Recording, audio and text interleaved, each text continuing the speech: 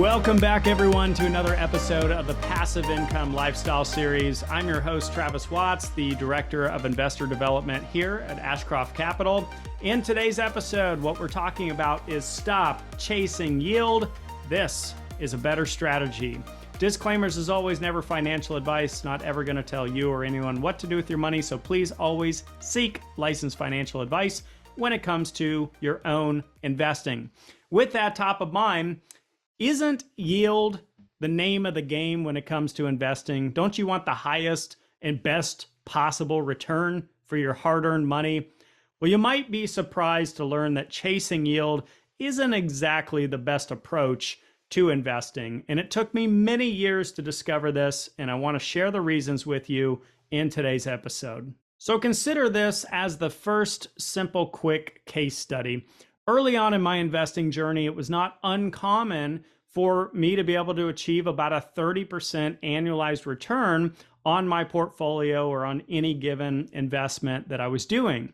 But as we fast forward through today, my yields have come down significantly, but the dollar for dollar amount has continued to steadily increase year over year. And it wasn't until a mentor of mine really opened up about this where it really started to resonate and make sense. You see, this particular gentleman had sold his business about 20 years prior to me having this conversation with him. And pretty much overnight, as he cashed out on that business, he became a full-time passive income investor. So while that was intriguing and of course very inspiring to someone like me, I just had to question why his yields were 3 to 4% annualized on nearly 40% of his portfolio. See, when he first shared that information with me, my first thought was either you're crazy or you're not as intelligent as maybe I thought you were. But to my surprise, when he actually opened up about his portfolio and started covering the rationale behind this, it started to make complete sense. For one, his net worth or his investment portfolio was actually much larger than I anticipated in my own mind. He was worth about $80 million. And once again, he had 40% of that in these 3 or 4% annualized passive income investments. But here were a few things he shared with me. He said, Travis, first of all, these investments are insured against loss. They are tax-free investments, and they offer a very low risk profile. And the truth is, I don't need to take big risks anymore in my life or in my portfolio. And as we began to unwind the math, if you take 40% of $80 million, that's $32 million. And if you apply a 3% return to that, then it's nearly $1 million per year in passive income that is tax-free and has a low risk profile. And again, is insured against loss because these were municipal bonds. So what I discovered is that he had determined how much was enough for him. And I've made a previous episode on this as to how much is enough for you. And we're all different in this area, but it's an important topic to consider if you haven't considered that before. So as I mentioned previously, over the years, my yields actually come down from 30% to 20% to 15% to today it's probably between 6 and 10% in terms of cash flow or passive income. But every year, dollar for dollar, I've seen a steady increase. And this was not due to market conditions. This was solely by choice in going into lower risk profile investments as my portfolio has grown over the years.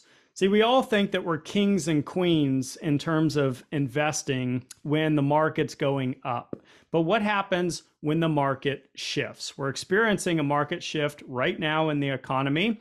And you know, as the saying goes, history doesn't repeat itself, but it rhymes. So there's going to be hard times in different ways as we move forward in our journey. So it's important to consider the business plan and the assets that you're investing in and what your risk profile is. And are you comfortable with that scenario if it were to happen? So I began looking at my own portfolio through that lens, and I was thinking about these 30% returns annualized and what would happen if during that same period the market had shifted against me. The fact is, most of those returns would have come all the way from 30% to single digit, in some cases to a 0% return, and possibly in some scenarios, I might have lost money on those deals. So while it may have been a good strategy or a good investment during an uptrending market, which by the way is largely out of our control, it may not be a good sustainable strategy to have decade over decade. So here's another quick case study to think about.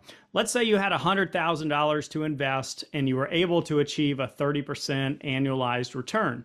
Well, that would then give you about $30,000 for the year in investment gains. But now let's change it up and say you have $1 million to invest, but you only have a 10% return. Well, that would bring you closer to $100,000 for the year, which is more than 3 times the return dollar for dollar, despite having a lower percentage yield. So the 3 main takeaways are: what is your risk profile? How much risk are you comfortable taking when it comes to investing? Number 2, consider how your investments or portfolio might perform in a down market or a market shift or a market cycle. That's going to be a hypothetical analysis. And number 3 is how much is enough in terms of passive income for you. Once you can meet or exceed that number, you might consider taking a little risk off the table. For me, as an investor, I subscribe to the idea that I'd be happier having a few $100,000 per year in passive income while maintaining a low risk profile so that I could achieve more consistent and predictable outcomes as compared to someone with millions of dollars invested at the age of retirement and then having a recession take that income away, or even worse, having net worth decline on top of that. Something to think about here for the week. You're listening to the Passive Income Lifestyle Series right here at Ashcroft Capital. If you ever have questions or want to take a deeper dive or learn more, reach out to me, Travis at ashcroftcapital.com. And to learn more about our current offerings and opportunities, you can visit ashcroftcapital.com. Please like, share, subscribe, comment, share these episodes with anyone you think needs to hear the message. It really helps out the channel, the algorithm, and videos like this reach more investors like you. Until the next episode, have a great week, everyone. I truly appreciate you being here. Take care.